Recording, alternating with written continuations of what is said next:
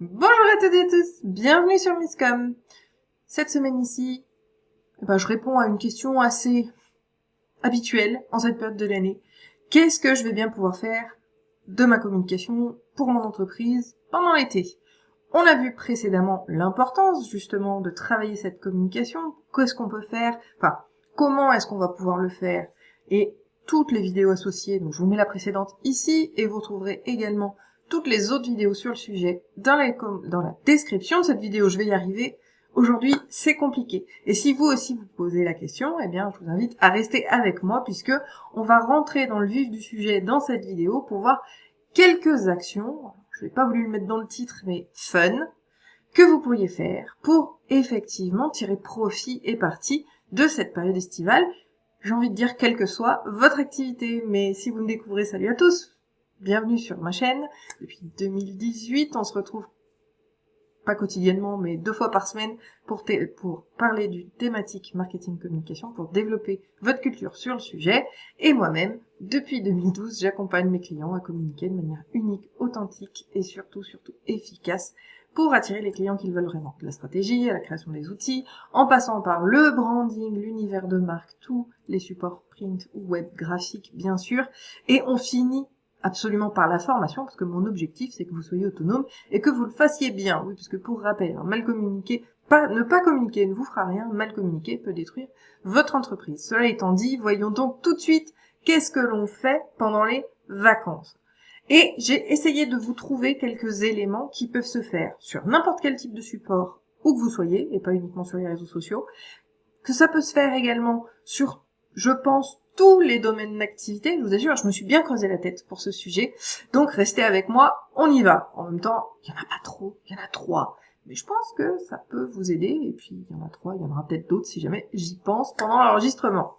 Donc, le premier point qui me vient, parce qu'on les voit fleurir sur des périodes un petit peu toute l'année, mais beaucoup moins à cette période-là, ce sont les fameux concours, loteries, etc.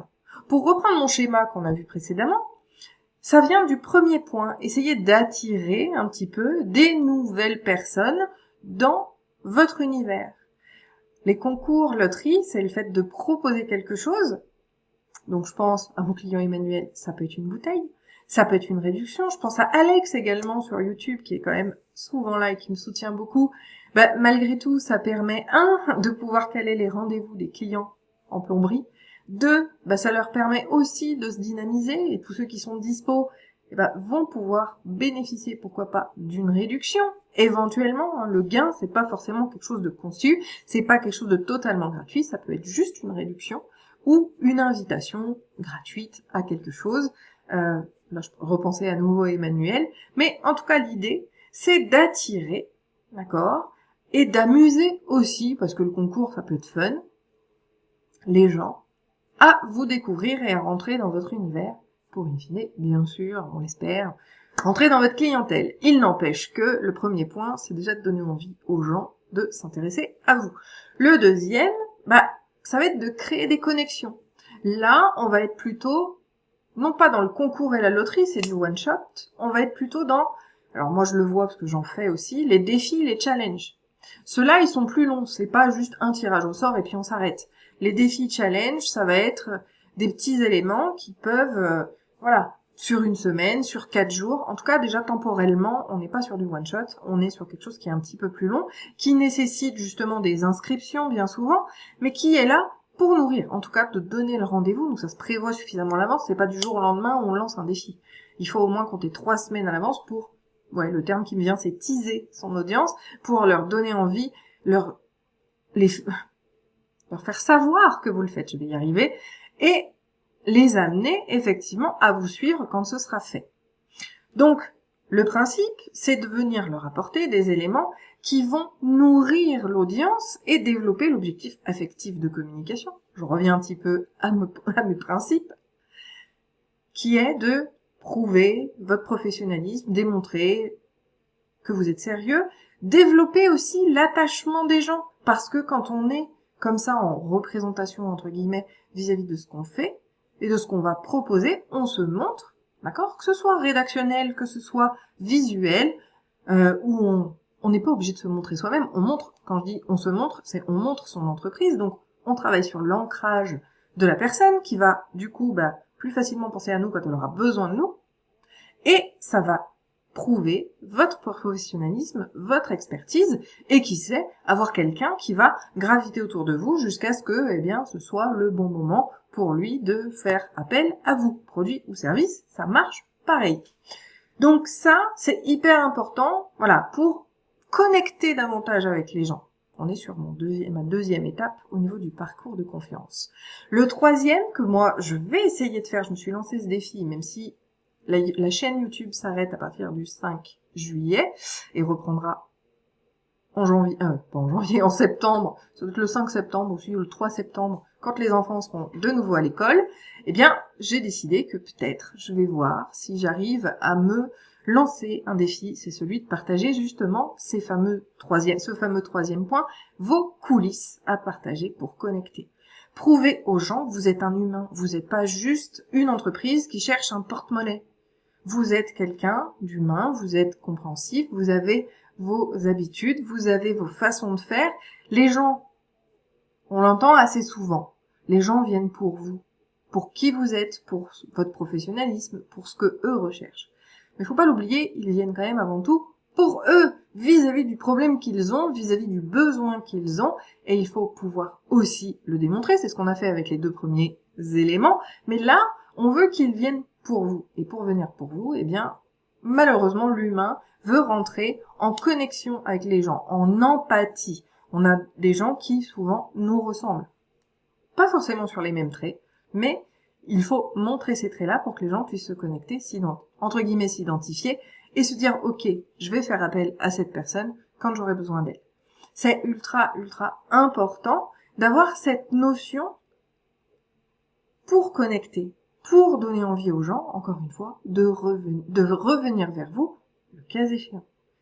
Parce que sinon, ils vont aller voir ailleurs. Ça peut faire le biais de confirmation. Alors souvent, ça arrive aussi que ça le fasse, mais c'est comme ça. Et ça, c'est le jeu. Mais plus vous serez dans leur quotidien, plus vous serez présent, plus ce sera vers vous qu'ils iront au moment où ils l'auront choisi. Ben oui, parce que le libre arbitre, on peut pas du tout le lever.